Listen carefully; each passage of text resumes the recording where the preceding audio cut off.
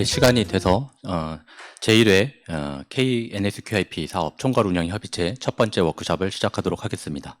먼저 활용부 부단님께서 보건 의료 데이터 활용 연구 활용 제안 의정원 경험 중심으로 20분간 발표해 주시고 두 분 발표 끝난 다음에 20분간 토론하겠습니다. 정 부장님 부탁드립니다.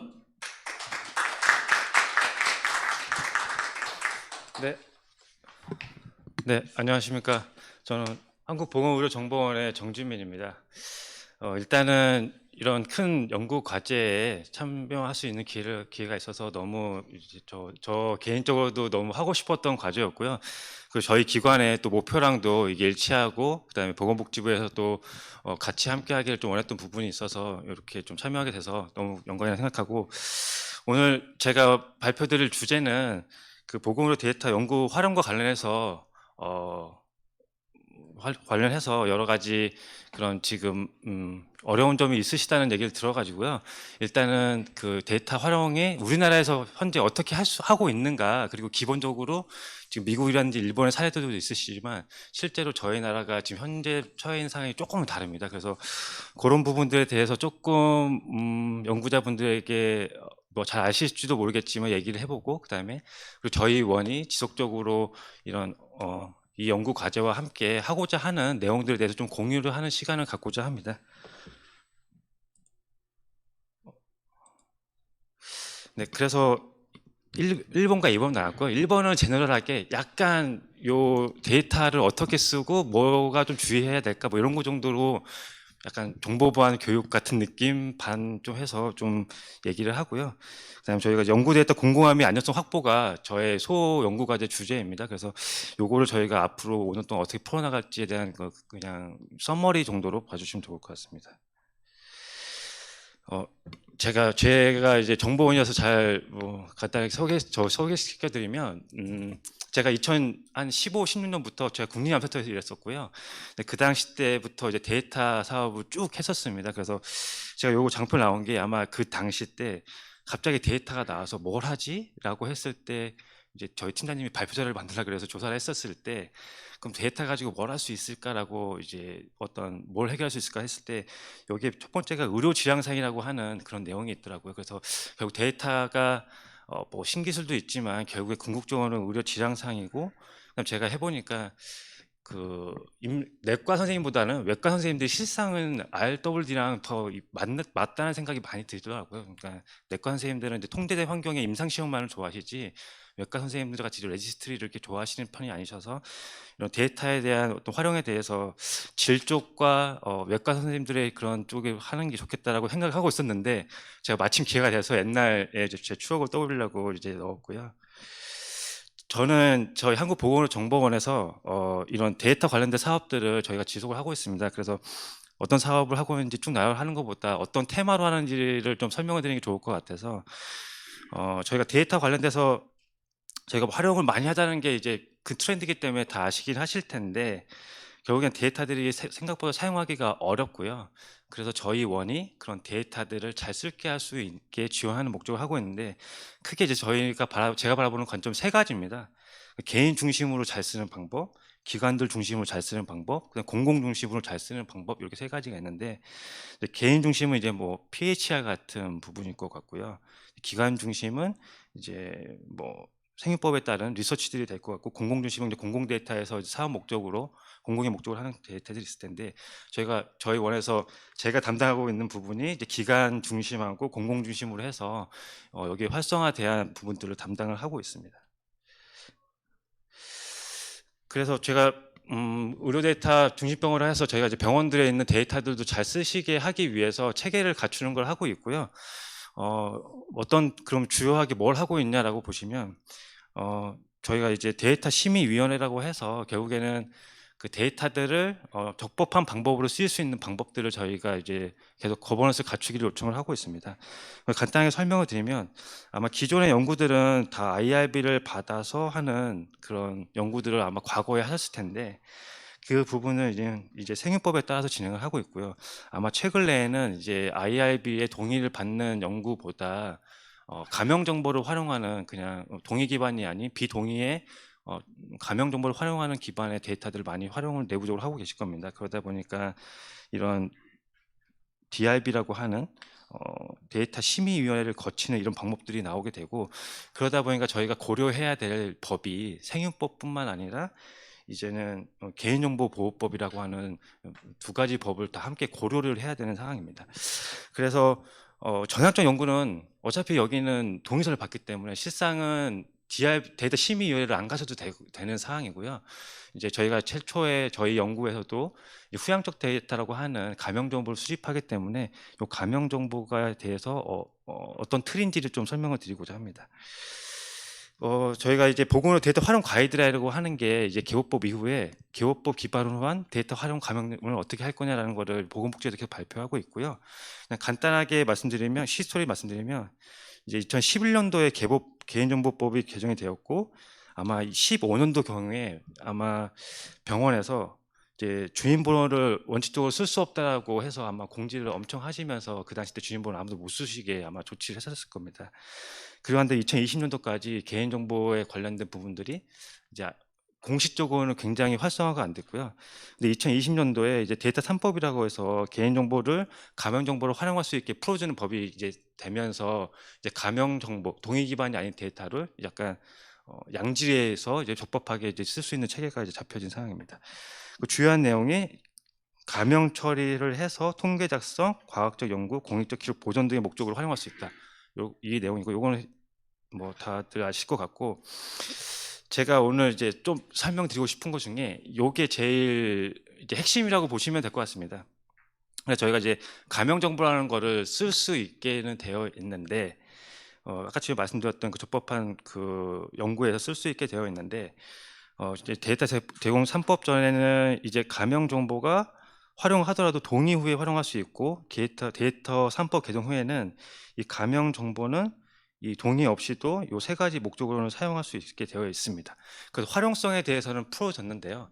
근데 많은 분들이 간과하고 있는 게, 이 개인 정보의 영역에서는 이게 풀려 있지는 않은 상황입니다. 그러니까 소위 말해서 보안성에 대한 준수는 똑같이 개인 정보를 해야 되고, 대신 활용성만 풀어졌다, 이렇게 이해하시면 될 것 같습니다. 그래서 저희가 이제 가명 정보로 저희가 아마도 후향적 데이터를 다 받으실 텐데, 활용권은 얻었지만 보안의 관리 수준은 개인정보 수준으로 해야 전반적으로 좀 문제가 없지 않을까라는 생각을 하고 계시면 될 것 같고, 특히 이제 아래에 있는 이제 관리적 보안, 물리적 보안, 기술적 보안, 요 세 가지는 그래도 연구 책임자분들은 좀 생각을 하시고서 좀 체크를 하셔야 된다라고 생각을 하고요. 여기에 관련해서 뭐 개인정보 방침이라든지 규정이라든지 환경이라든지, 그 다음에 아마 위탁을 주시는 용역 업체 쪽에서도 이제 개인정보기 때문에 암호화라든지 접근제라든지 이런 것에 대해서는 일정 부분을 신경을 써주셔야 되는 상황이 있습니다. 요거는 개인정보보호법 2조에서 이제 정의가 되어 있는 건데, 여기서 아마 저희가 병원에서 DRB를 통해서 받으신 데이터는 개인정보보호법 입장에서는 가명 정보이고요. 저희가 하는 모든 행위는 처리입니다. 그래서 여기 보시면 수집, 생성, 연계, 연동 기록, 저장 등 모든 유사 행위가 처리가 되고, 이거를 관리하는 사람은 개인정보 처리 담당자가 되겠습니다. 그래서 제 생각에는 이게 주간 PI가 개인정보 처리 담당자가 되셔서 이 책임을 가지고 가야 된다는 사실을 좀 알고 계시면 어떨까라고 생각을 하고요. 그래서 요거는 이제 절차에 대한 거고요. 아마 병원에서 아마 2000년대 후반부터 대형 병원들부터 해서 갑자기 이제 DRB라는 게 이제 IRB랑 별도로 또 생기고, 이제 아마 정보화 팀 근처에 데이터 팀이 생기고, 그쪽에서 먼저 심의를 받는 절차들이 다 생기셨을 겁니다. 그래서 이제 아주 심플하게는 요게 이제 가이드라인에 있는 내용이고요. 내부 사용자가 데이터 부서에 요청을 하면 심플하게 그 부서가 이거의 개인정보성에 대한 위험성을 평가를 해서 가명 처리를 한 후에 연구자에게 제공해주고 목적성을 달성하면 파기한다. 이게 아주 심플한 가이드인데, 실제 현장에서는 이제 IRB라는 게 또 존재하기 때문에, 그리고 저희가 데이터라고 하는 게 다 완성본이 아니기 때문에 조금은 다른 형태로 아마 조직들이 큰 병원도 구성이 되어 있으실 겁니다. 그래서 IRB를 먼저 받고 와서 나에게 신청을 받으면 우리가 추출한 다음에 평가를 하고 그게 가명이든 익명이든 연구자에게 다시 돌려주는데, 중요한 건 저희는 항상 받고 난 다음에 데이터를 또 요청을 하거든요. 예를 들어서 뭐랄까, 예를 들어서 뭐 리커런스가 있다 없다는 알고 봤더니 DB가 없는 거예요. 그러니까 노트를 보고 판단해야 되면 그 A 1번부터 10번까지 주고 이거 리커런스 있는 판단을 데이터를 채워주세요라고 해야 되는데, 리커런스 판단하려면 저희는 누군지 알아야 되는데, 실상은 개보법에서 가명정보에서 누군지를 안다는 거는 그거는 형사처벌의 대상입니다. 그러다 보니까 약간의 리스크가 있는 부분이라 결국에는 개인 이 데이터 제공 부서한테 리커런스가 있다라는 그 사실을까지 다시 포함해서 데이터 주세요라는 요청을 하다 보니까 이제 분당 서울대라든지 아마 성모라든지 아마 아산병원 이런 데는 이제 어인스트 브로커라고 하는, 이 사람들만 그 식별자를 알고 있겠죠. 그래서 이걸 다시 리버스로 가서 누군지를 알고 다시 데이터를 필업 정비해서 주는 아마 이런 체계들로 아마 발달되어 있을 겁니다. 그래서 저희 사업하고 아마 나중에 하시다 보면은 아마 이 부분이 조금 걸리지 않을까. 나는 누군지 모르게 데이터를 봤는데 알고 봤더니 다시 누군지 알아야 되는 상황이 발생했을 때 이거를 어떻게 돌아가서 그 사람을 찾아서 데이터를 필업을 할까. 이 부분이 아마 이 기관 데이터 조직에서도 아마 고민이 많으실 거고요. 아마 저희들도 아마 현장에서 부딪히는 문제가 아닐까라는 생각이 듭니다. 근데 그런 부분만 없다면 실상은 뭐 개인정보 처리를 해서 저희가 데이터를 받으면 되는 이런 심플한 루트로 되어 있기는 합니다. 그리고 저희가 데이터 심의위원회라는 걸 거치게 되는데, 저희는 신청자 입장에서 그럼 데이터 심의위원회는 뭘 볼까를 좀 파악을 하고 거기에 맞춰서 서류를 준비하는 것도 되게 중요하다고 생각이 됐습니다. 사무국에서 제가 서울대라는 몇 군데서 이제 이렇게 요청하시더라라는 서류를 제가 봤는데, 제가 이제 심의위원회를 여러 군데를 하고 있고 들어가면 제가 보는 그 기준이 있거든요. 그래서 그 기준을 맞춰가지고 서류를 내면 통과될 가능성이 조금 더 높을 거라고 생각을 해서 한번 말씀을 좀 들어보겠습니다. 그래서 데이터 심의위원회는 처리 목적의 적합성과 가명정보 활용, 그다음에 제공 여부 등에 대해서 평가를 이게 러프하게 되어 있고요. 여기는 서류를 받아서 적합성, 그다음에 식별위험자에 대한 결과 적합성을 하는데, 이걸 다 사무국에서 어느 정도 정리를 해가지고 위원회에 올리는 방식으로 되어 있습니다. 그럼 위원회에 올리면 이 개인정보를 이제 평가하시는 아마 대부분의 분들이 외부 위원들이 과반수가 되기 때문에 데이터 전문가들도 꽤 의견을 많이 제시하시거든요. 그러면 크게 두 가지 트랙입니다. 결국엔 데이터 자체가 위험 문제가 있느냐랑 그다음에 처리 환경이 좋냐라고 해서 이 두 가지의 척도로 해서 봅니다. 그래서 아마도 내부에서 그냥 쓸게요라고 하면은 이 처리 환경이 안전하다 생각해서 아마 되게 좀 손쉽게 데이터를 제공해 주시는데, 처리 환경이 외부예요라고 하는 순간 이제 갑자기 처리 환경에 대한 확신이 안 서게 되는 거죠. 그렇기 때문에 보안 수준을 갑자기 급격하게 올리기는 이게 시작을 합니다.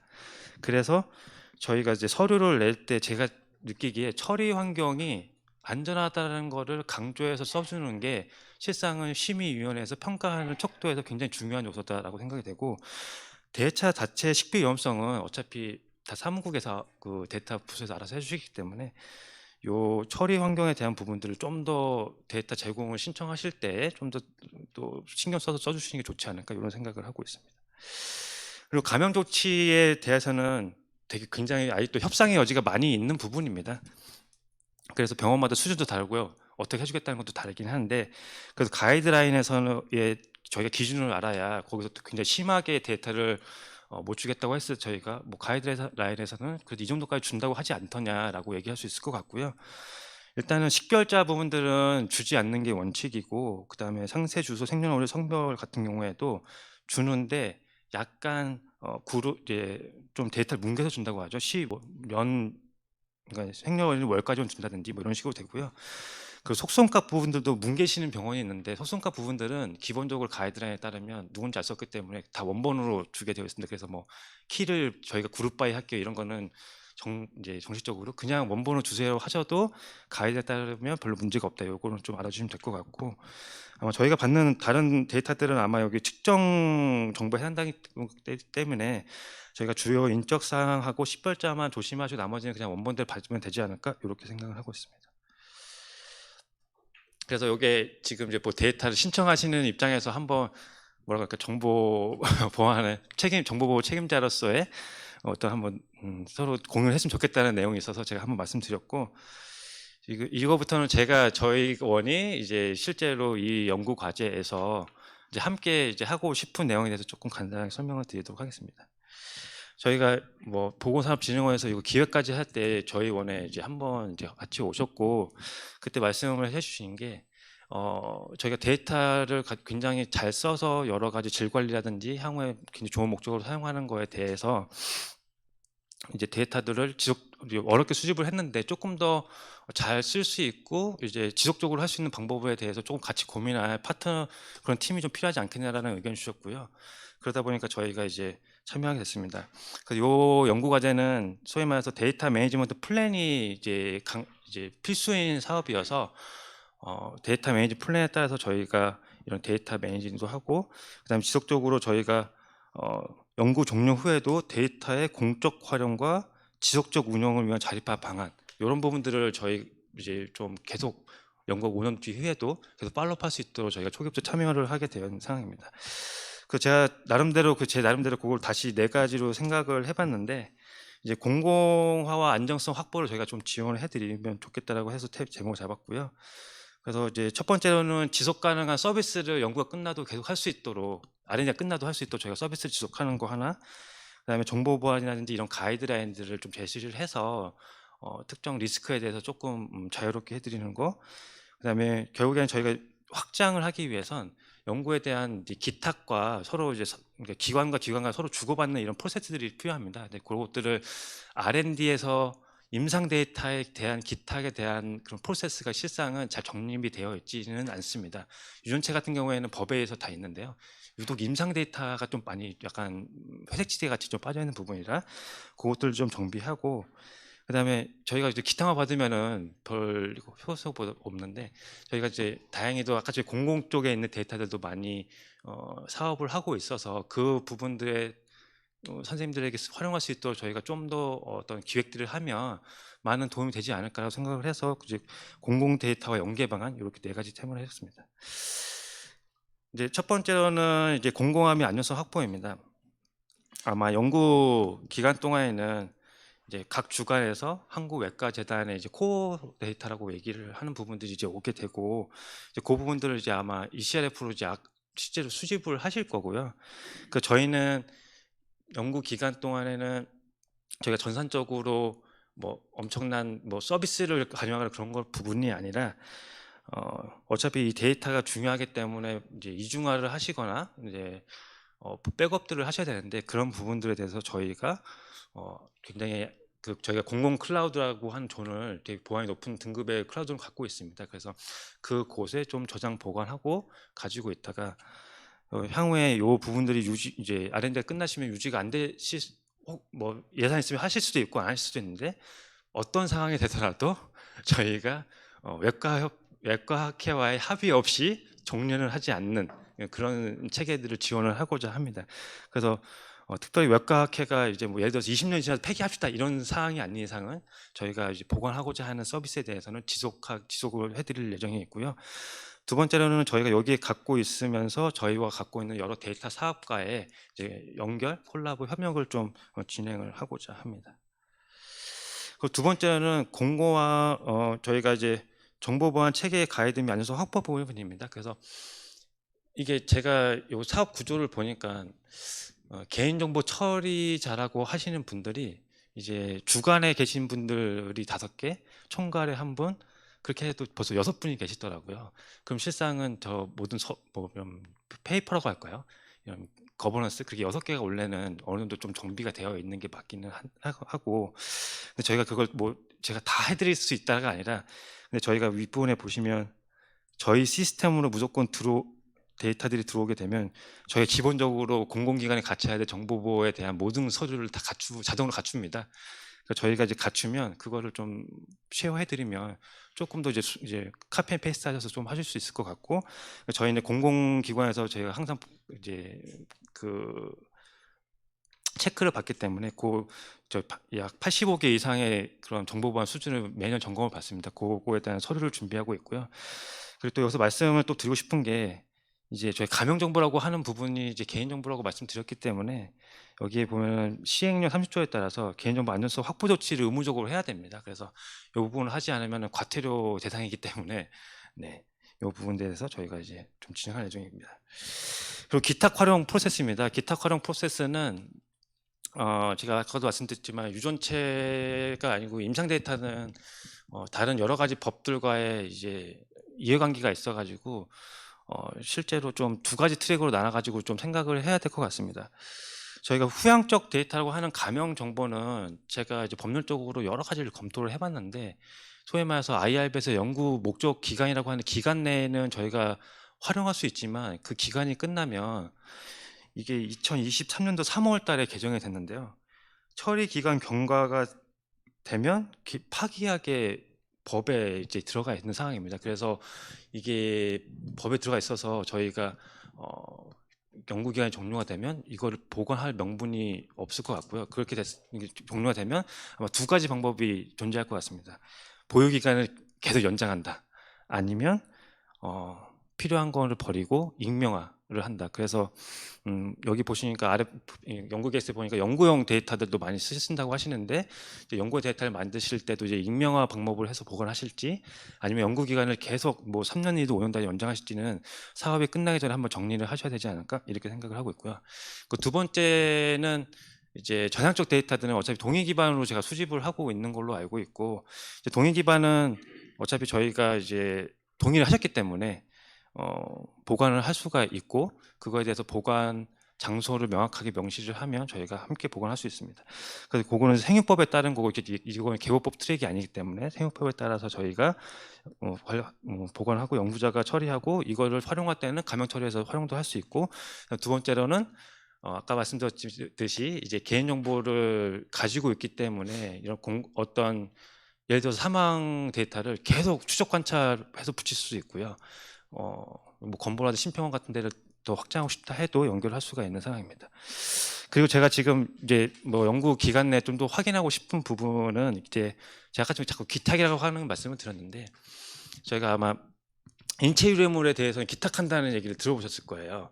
그래서 제가 요새 찾아보니까 요새 트렌드가 그럼 데이터도 인체에서 나온 건데 데이터만 기탁할 수도 있지 않을까? 뭐 이런 트랙이 또 존재해서 아직 이렇게 진행하는 사례는 없긴 한데 제가 내부적으로 하도 이 데이터들을 쓰는 거가 이 생육법에서 쓰더라도 목적성에 또 벗어나면 또 쓸 수 없는 상황이 되는데 기탁 같은 경우에는 또 이 목적성이 조금 더 자유로운 부분이 있어서 이제 요 두 가지 방법을 최종적으로는 이제 전환적 데이터는 향후에 모집을 하실 거니까 그것까지 좀 정리를 하려고 합니다.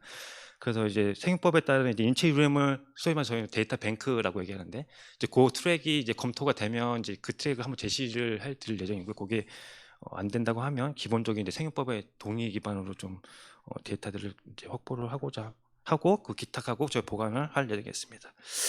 그리고 기탁 그다음에 데이터 가명 처리 관련해 가지고 제가 조금 이제 아마 주관들에서 많이 이제 아마 데이터 이제 심의위원회를 서류를 보내고 계시는 걸로 알고 있고 이게 제가 알기로 참여병원이 한 80개 된다고 제가 들었습니다. 그래서 제가 여기 6주간을 제가 틀렸습니다. 서울대학교 병원인데 그래서 아마 주관이 있고 원래는 제가 알기로 만약에 이 주관에서 변수가 400개라고 하면 외과학회는 이게 한 200개 아마 코어만 받으시니까 아마 이렇게 되는 걸로 알고 있는데 실제로는 이렇게 네모친 박스가 이 참여병원과 한 번에 다 아마 계약을 하시는 걸로 제가 인지를 하고 있거든요. 그러면은 이제 참여병원 입장에서는 데이터 줄 때 제일 중요하게 생각하는 게 그 소위 말해서 이 데이터의 개인정보 처리자는 누구야가 제일 중요하시 걸로 알고 있습니다. 저도 그렇고 왜냐하면 내가 책임을 물을 사람을 정확하게 지정을 해줘야 되는데 근데 이제 예를 들어서 아주대학교 외과학회 여기는 그래도 좀 클리어한데 여기 공동연구 돼 있으신 데는 약간 제가 이제 서류 상으로 봤을 때는 조금 클리어하지 않다라는 좀 생각이 들더라고요. 그래서 여기는 주인은 아주대학교고 위탁이 이제 몬드리아 AI고 그래서 여기는 정확하게 개인정보 처리자라는 게 명확한데요. 여기는 강남 세브란스 병원에 계신 PI가 책임자인지 제로원 AI가 책임자인지 그런 부분이 좀 명확하지 않아서 제 생각에는 PI 분이 책임자를 하고 이걸 관리하시는 분들은 공동연구와는 별도로 이 데이터 관리에 대한 부분은 위탁으로 하는 게 맞지 않나? 뭐 그게 좀 통일될감이 있게 이렇게 하는 게 맞지 않나? 그래서 저희도 제가 생각했던 저희도 감염 정보를 할 때는 이제 여기 이제 저희가 최종 총괄은 아마 MDB에서 위탁을 하시는데 저희에도 오기 때문에 저희는 처리자가 아니라 위탁으로 아마 외과학회나 계약을 하는 게 맞을 것 같고, 그러니까 수용적 데이터에 대해서는요. 전향적 데이터는 이제 공동으로 이제 소유를 할 수 있게 하는 게 좋지 않을까라고 하고요. 제가 자꾸 왜 개인정보 처리자를 자꾸 말씀드리냐면 저희가 받는 이제 감염 정보가 이게 제식별이 될 수 악의적 제식별을 하게 되면 형사처벌 대상입니다. 그 제가 알기로 이게 맥스 5년에 과징금 5년이거든요. 그래서 병원들에서 자꾸 이게 주시길 꺼려하시는 게 그런 부분이고요. 근데 이거 그러니까 악의적으로 제식별을 한다라는 행위자가 받게 돼 있는데 만약에 저희는 이제 내부에서 분석하는 게 아니라 외부로 넘어오게 되면 개인정보 처리자를 소위 말해서 한우님 교수님한테 넘기고 이 책임에 대한 모든 걸 교수님한테 넘기시고 싶은 거죠. 병원 입장에서는. 그렇기 때문에 제가 자꾸 책임자를 이제 따지는 게 중요하다고 말씀을 드리는 거고요. 그리고 안전성 확보 조치도 이게 가트로 대상이고 이게 3천만 원 가지고 이게 요거에 대해서 이제 아직 아무도 받으신 적은 없으세요. 받으신 적은 없는데 그래서 이게 뭐 하지만 이런 책무가 있다. 개인정보 처리자라는 책무가 그렇기 때문에 이게 과연 이런 알고리즘을 개발하시는 분께서 이 데이터에 대한 5년 동안 관리 책임을 지실 수 있을까에 대해서는 좀 생각해 볼 여지가 있지 않느냐 뭐 이런 생각을 그냥 한번 드리고 싶었습니다. 그래서 이 부분이 좀 모든 게 패턴이 똑같으면 이제 주관에서 PI 처리자들이 책임지시고 외과에서 책임지시고 아마도 제가 알기로 여기가 다 같이 모인 어떤 데이터 협의체가 위원회가 또 있으신 걸로 알고 있고 그렇게 돼야 이 전체적인 거버넌스가 통일이 되지 않을까 이렇게 생각합니다. 그래서 개인정보 처리자들끼리 책임진 사람들끼리 책임지고 데이터를 분출하는 게 맞지 않을까 이렇게 생각하고 있습니다. 그리고 공공 및 안전 이제 공공 데이터 부분입니다. 저희가 이게 보공으로 저희가 빅데이터 플랫폼이라고 해가지고요.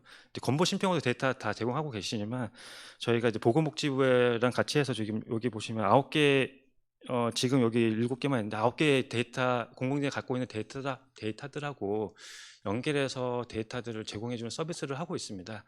그래서 어차피 저희가 이제 임상 데이터고 수술 질량상이고 좀 더 스페시픽하지만 원래는 그 공공 데이터에 대해서도 뭐 리어드미션 이런 것들은 할 수 있고 그 다음에 전체 모집단에 대해서 지표들은 아마 확인하실 일이 언젠가는 필요하실 것 같고 해서 조금 더 이제 뭐 비교군이라든지 일반 집단에 대한 평가라든지 대조군이라든지 이런 것들을 하실 때 조금 확장성 있게 연구할 때 저희가 지원해 드릴 수 있지 않을까 이렇게 생각을 하고 있고요. 뭐 제가 이제 사업 관리자보다 보니까 요 학회를 위한 뭐 조그만한 조금 더 편리하게 이거 신청하고 활용할 수 있는 서비스들 좀 기획해 볼 수 있지 않을까 이렇게 생각하고 있습니다. 그리고 아마 향후에 이제 전향적으로 뭐는 이제 저희가 동의서가 있는 것들에 대해서는 저희가 여기서 이제 직접적으로도 이제 소위 말해서 사망 원인이라든지 이런 것들을 좀 계속 팔로우업을 해서 데이터를 계속 지속 관리가 가능하지 않을까 이렇게 생각을 하고 있습니다. 그리고 요거는 원래는 과업이 없는 부분인데 제가 여기 총괄 워크숍에 오기 전에 한번 이제 계획서를 한번 쭉 봤습니다. 그래서 데이터 수집하시고 알고리즘을 만드시고 결국에는 이거를 현장에 확산하고 아마 그런 내용들이 연구평가 선정할 때도 아마 있었던 걸로 제가 알고 있습니다. 그래서 이게 좀 수술 질량상이라고 하는 거를 어떻게 전국적으로 쓰여지게 만들고 그다음에 결국엔 질량상을 이제 가져갈 수 있게 만드는 거인데 그 중에 하나가 이제 미국 같은 경우에도 이제 홈페이지 들어가서 이렇게 단순히 측정하신 것도 계시지만 아마 병원에서 쓰시는 어떤 정보화 시스템에서 소위 말해서 이런 CDS라고 하는 알고리즘을 이렇게 좀 한 방에 볼 수 있거나 조금 더 편하게 얼럿을 볼 수 있으면 좋겠다라는 생각을 많이 하시고 계실지도 모르겠다라는 생각이 들었고 계획서에 보니까 여기에 보면은 의료기관의 이해차고 호환이 요구됨이기 위해서 저희가 특정 방법론을 HL7라는 표준화로 이런 소위 말해서 저희가 임상 의사결정을 만드시겠다고 적혀 계시더라고요. 향후에 이제 EMR 어떤 호환성을 염두에 주시는 것 같은데요. 근데 저희가 아마 국내에서 유일하게 이거를 만들어서 확산하고 있는 사업을 하고 있는 기관이라 저희가 HL7하고 표준 작업을 하고 있거든요. 그래서 향후에 이제 어떤 AI 알고리즘이 되시던 CDSS 알고리즘이 되시던 그 부분을 저희가 이제 HL7에서 조금 더 디테일하게 하면 CDS 훅이라고 하는 방법이 있습니다. 그 표준으로 해서 하는데 지금 저희가 현재 이제 약물 알레르기 점검도 실상 CDSS랑 똑같거든요. 그 부분은 이제 60시기 병원을 적용하는데 향후에도 이제 지속적으로 이제 요거를 정말 이제 연구가 끝나서 현장에 적용한다고 하면 그 방법들에 대해서 저희가 함께 고민하고 현장에 확산할 수 있는 좀 더 좋은 방법론, 그다음에 지속 가능한 알고리즘 업데이트 방법론 이런 것도 논의할 수 있으면 좋지 않을까 뭐 해서 만들어 봤고요. 저희가 간단하게 약간 정보보안 교육 겸 저희가 하고자 하는 말씀을 드렸고, 네, 요거는 저희 원에서 계속 하고 있는 사업인데 앞으로도 저희가 갖고 있는 데이터 활용과 이제 활성화 정책을 여기 학회와 함께 조금 많이 논의하고 그다음에 같이 협력할 수 있는 관계가 됐으면 좋겠습니다. 네, 감사합니다. 총괄에서 데이터 관련 질문하신 걸 혹시 답을 하실 수 있을까요? 그럼 예. 네, 제가 먼저 일단은 이게 총괄 운영 협의체이고 제가 총괄 관사를 맡고 있기 때문에 먼저 조금 설명을 해드려야 될 것 같아서 뭐 정진 부장께서 아까 데이터 관리에 대해서 얘기를 하셔가지고 사실은 저희가 이게 런칭이 된 지 5개월이 됐고 기획 단계에서부터 저희가 준비한 지는 굉장히 오래됐지만 사실은 모든 내용을 다 연구계획서 녹일 수는 없었어가지고요. 그래서 지금 미진한 부분이 살짝 보이기는 할 것 같습니다. 하지만 지금 우리가 이번 올해 1년은 플랫폼을 구축하는 거였고 오늘 아마 저기 MDB에서 보여주시겠지만 그래서 그거에 집중을 해왔고 그래서 이제 플랫폼이 완성이 되면 실제 데이터를 입력을 하고 관리를 해야 되기 때문에 그 단계에서는 이제 저희가 적극적으로 이 데이터 관리에 대해서 대응을 하려고 하고 있습니다. 그래서 저희가 이제 벌써 지금 인선 작업을 하고 있고요. 그래서 다음 주나 늦어도 다다음 주까지는 데이터 관리위원회를 저희가 신설을 할 겁니다. 그래서 데이터 관리위원회는 정진임 부장님 말씀하신 대로 그 법적 근거에 맞게 진행할 수 있도록 그런 내용들 아까 그 데이터 관리 주체가 누구냐 하는 그런 것들 거기서 규정을 할 거고요. 그리고 실제 수집하고 그 데이터를 입력하는 SCR들을 교육을 하고 실제로 데이터 수집하고 관리하는 것들을 또 데이터 관리위원회에서 하실 거고요. 마지막으로 실제로 데이터가 모이게 되면 데이터 연구용 신청 시 그 결정을 어떤 연구자한테 이 데이터를 줘서 연구를 진행할 건지의 그런 권한들도 다 우리가 새로 신설되는 데이터 관리위원회에 맡길 거기 때문에 데이터 관리위원회가 구축이 되면 방금 두 분 저기 정기민 부장님하고 우리 정현아 팀장님께서 우려했던 그런 데이터 관리의 문제들은 어느 정도 해결할 수 있지 않나 그렇게 저는 생각을 합니다. 그럼 이제 제가 질문을 하나 드릴 건데요. 마지막에 질문하신 더 웹거스만 있어서 데이터 쪽 전문가가 없다는 것에 걱정을 하셨는데 그거에 대한 답을 좀 그것도 예. 올해는 이제 플랫폼을 만드는 거였기 때문에 통계 전문가를 굳이 일찍 고용할 필요가 없어서 비용 문제 때문에 고용을 안 했던 거고요. 그래서 데이터 관리위원회가 신설이 되게 되면 저희가 통계 전문가를 당연히 외과연구재단 소속으로 한 분을 초빙하려고 하고 있습니다. 그래서 그분께서 통계 작성을 다 하시고 데이터에 관련된 그런 것들 다 보강을 해가지고 차년도 그리고 더 후년도 연구계획서 저희가 할 때는 다 보강을 해서 이 보산진 우려하시는 그런 것들 없도록 하여튼 최선을 다해서 진행해 나가도록 하겠습니다. 정진민 부장님께 먼저 질문을 하나 드리고 싶은데요. 네, 앞에 나가시면 될 것 같습니다.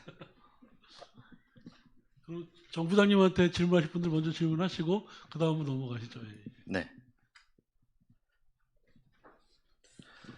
저희가 사실은 기획할 때도 뭐 제가 그때 작년에 우리 의료정보원 찾아갔던 거 기억나시죠? 네네. 예, 그때도 저희가 걱정을 했던 게 이제 건보공단이나 이런 거 데이터를 결합을 하게 된다면 사실은 아까 말씀하셨던 대로 우리가 가명정보 처리를 해가지고 우리가 이제 그 아카이브를 이제 좀 의정원하고 같이 쌓을 건데요. 다시 돌아와야 되잖아요.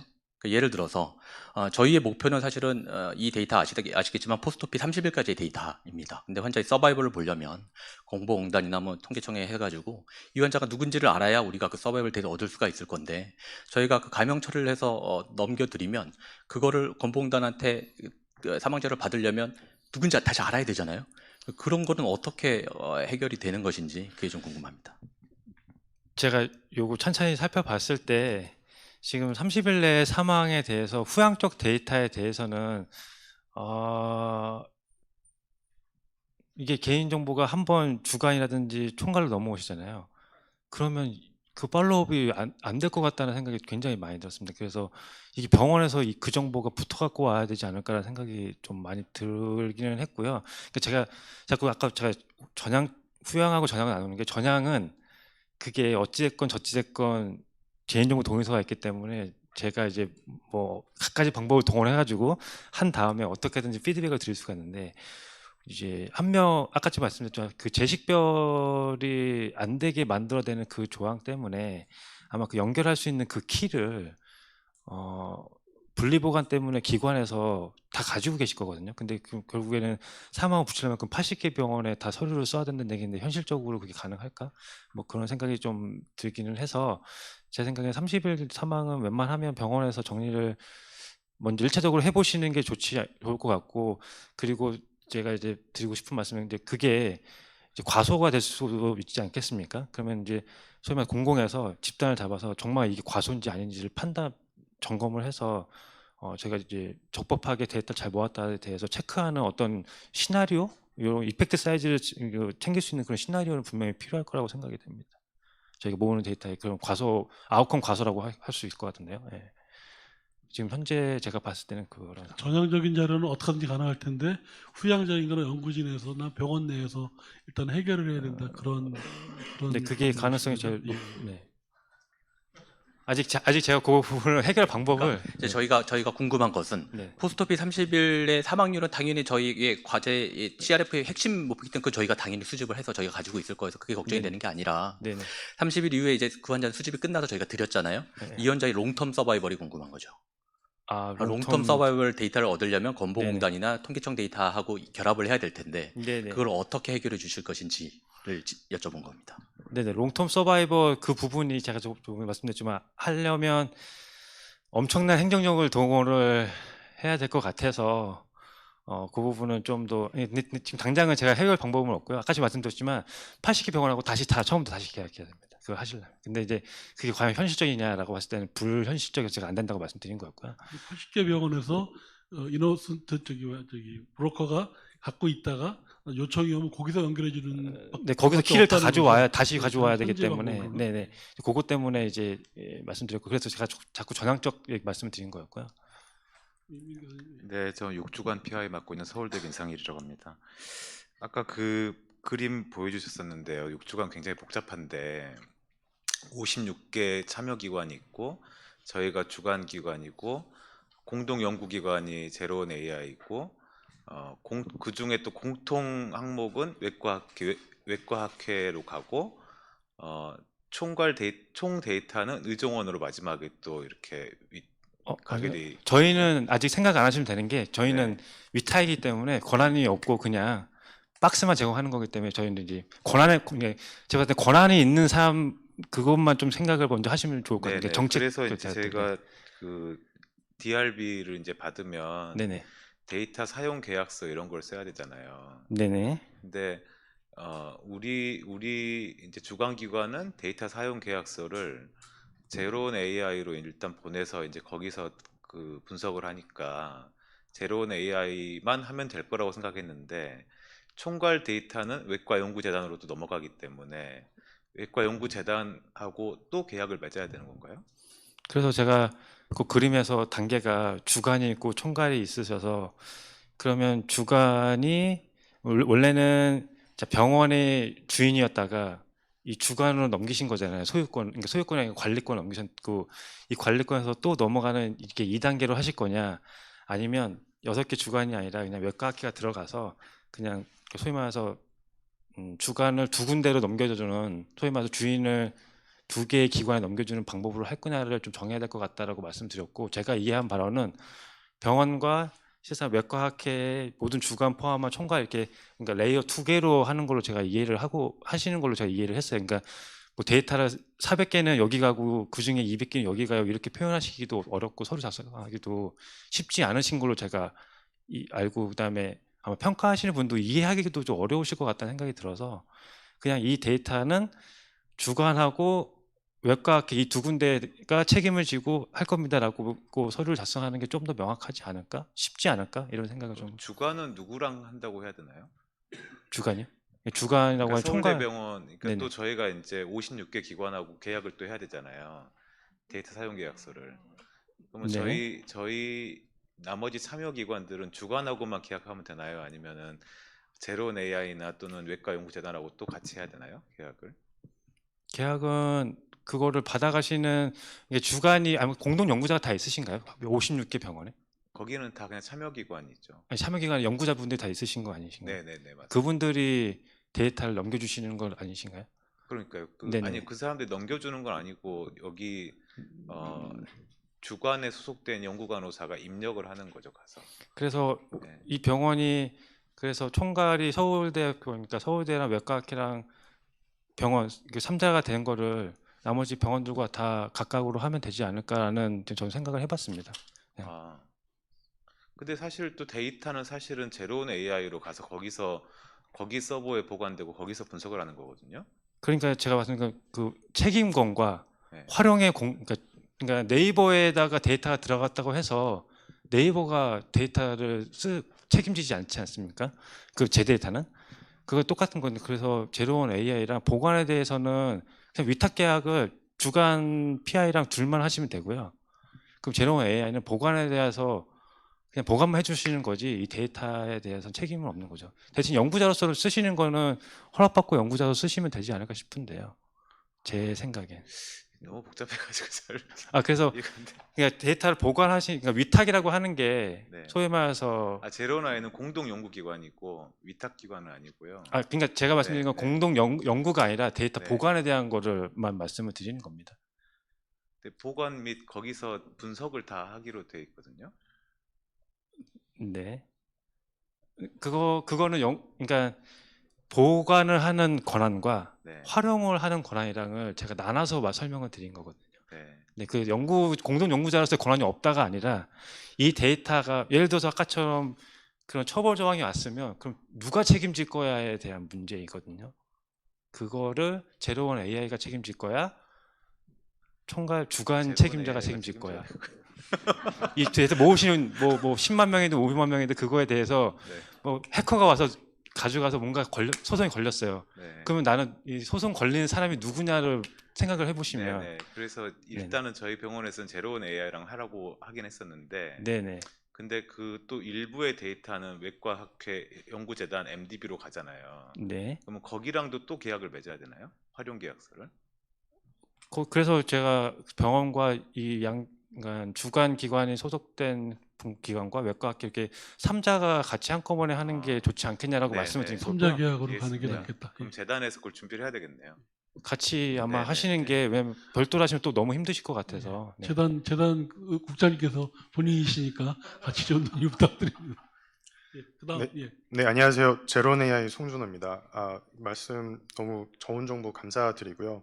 아까 한 12페이지였나요? 거기서 그 감염 정보 위험성 검토를 할 때 처리 환경 그 식별 위험성 요소에 말씀을 좀 주셨었는데, 이제 여기에서 가이드하는 뭐 어떤 물리적인 위치부터, 그리고 어느 정도 보안 수준을 넘어서야 되고 어떤 인증이 또 있어야 되고, 이런 좀 가이드 같은 게 있으신 건가요? 가이드 일단 정보 보안에 대해서 네. 아까쯤에 가이드라고 하시니까 제가 아까쯤에 몇 번을 강조해 드렸지만 개인 정보를 다루는 수준의 아마 통상적인 그 레벨이 있지 않습니까?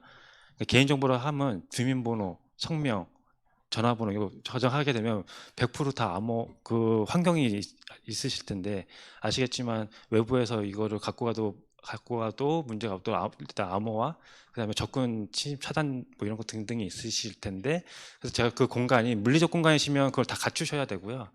그다음에 클라우드 쓰신다고 하면 그냥 이미 그렇게 된 공간이 있으시니까 그런 곳에서 쓰시면 될 것 같고요.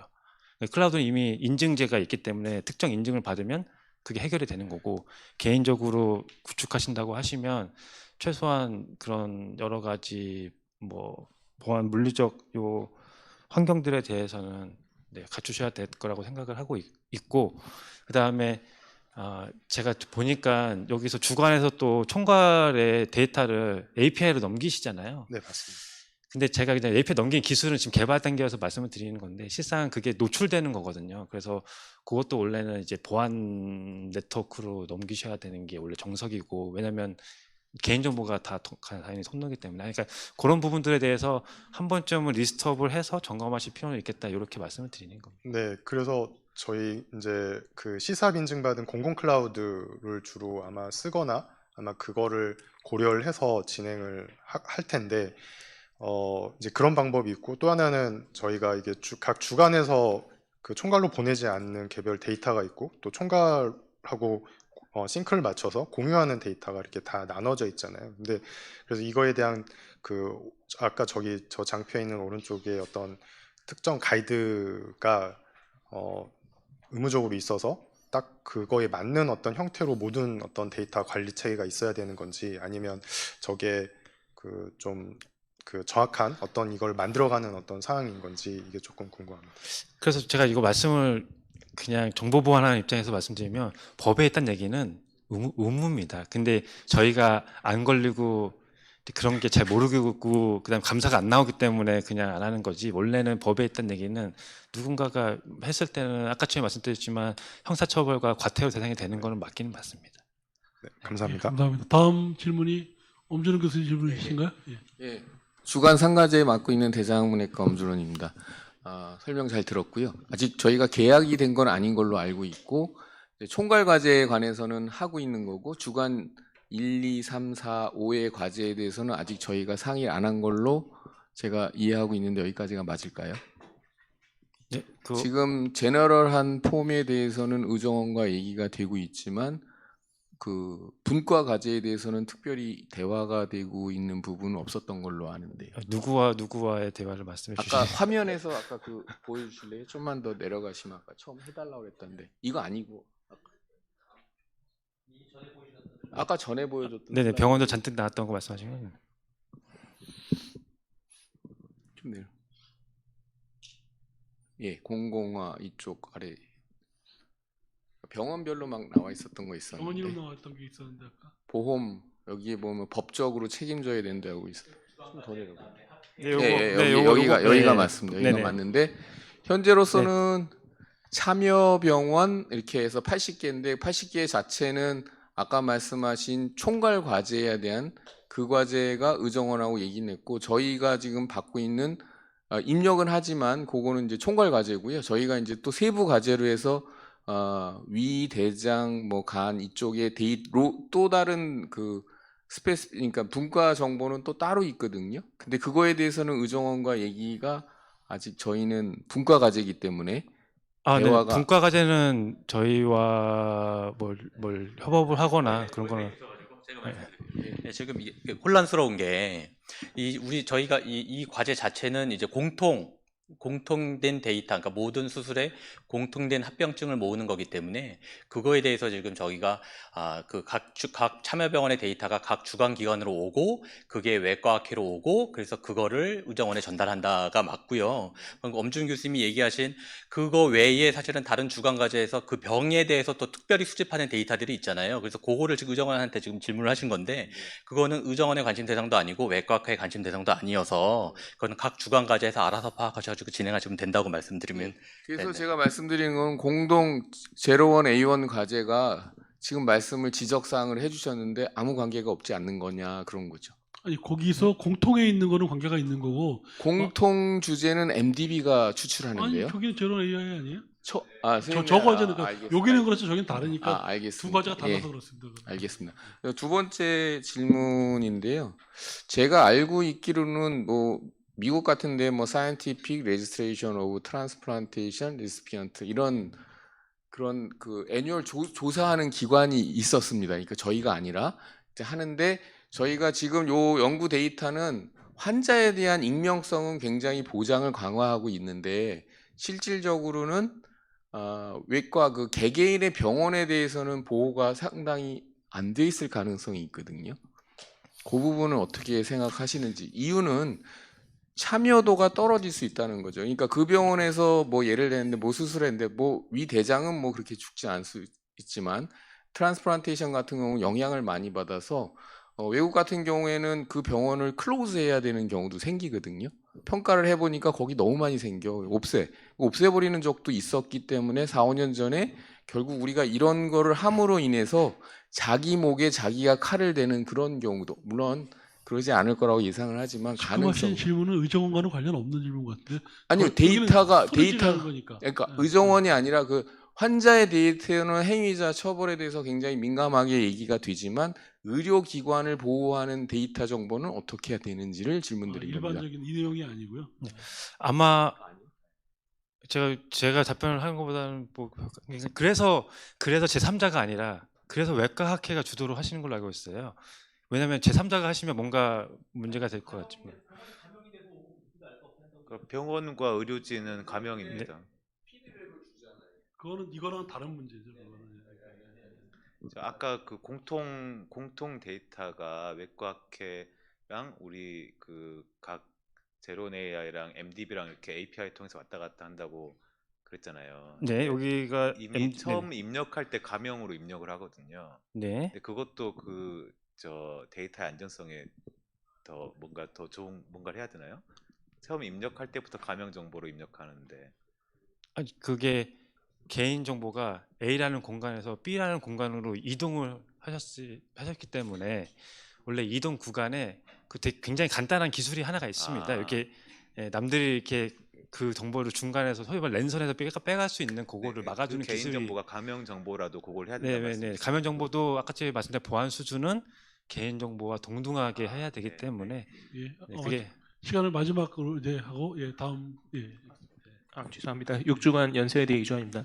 아까 한인웅 교수님이랑 비슷한 질문이긴 한데 사실 개인 연구자 입장에서는 디아이덴티피케이션이 돼서 어쨌든 이 사람이 누군지 몰라도 인구학적 정보랑 랩이라든지 이런 게 좀 머지가 돼야지 저희가 모델을 만들든지 이렇게 할 텐데 지금 과제 자체가 3년간의 후양을 모아가지고 전방 3년간에 그거를 이제 검증을 하려고 그러는데 롱텀 데이터 사실 후양에서는 연구를 할 수가 없다 그러면 우리가 만드는 모델은 30일간의 쇼텀 아웃컴만을 가지고 하다 보면 나중에 전향으로 우리가 했을 때 이제 의정원이랑 합친다 그래도 만들 수 있는 모델은 너무 짧은 기간만 하게 되는데 사실 미국 같은 경우는 물론 이제 개인정보가 물론 법적인 차이가 있겠지만 디아이덴티피케이션 됐으면 어쨌든 전체의 이득을 위해서 뭔가 뭐 변수를 찾으려는 노력을 어떻게든 연구자가 하면 좀 방법은 있는 걸로 알고 있는데 여기서는 전혀 그게 불가능하죠. 뭐 그러니까 찾으려고 하면 찾을 수는 있고요. 그냥 제가 말씀드린 거는 그러면 이제 80개가 아니라 예를 들어서 굉장히 좀 표본으로 해가지고 소에서 이펙트 사이즈를 유지할 수 있는 소위 말 소수 한 5개나 6개 정도 10개 미만의 병원만의 데이터를 가지고 가도 그 아웃컴을 롱텀으로 해도 전반적으로 확인할 수 있다고 하면 제가 말씀드린 건 80개 병원과 다 또 다른 계약을 하는 게 행정적으로 힘드시지 않겠냐라는 거였고요. 아마 뭐 그렇게 뭐 샘플을 줄여서 한다든지 표본을 만들어서 하는 것들을 추가적으로 해보는 거는 좀 뭐 고민해볼 가치는 있지 않을까라고 생각을 하고 있긴 합니다. 예, 감사합니다. 그럼 정 부장님께 이만 질문을 드리고 다음에 이제 정현아 팀장님께 여기는 같이 연구하는 입장이고 정현아 팀장님께서는 사실은 저를 관리하는 입장이시니까 이번에 이쪽으로 질문을 감사합니다. 예. 그래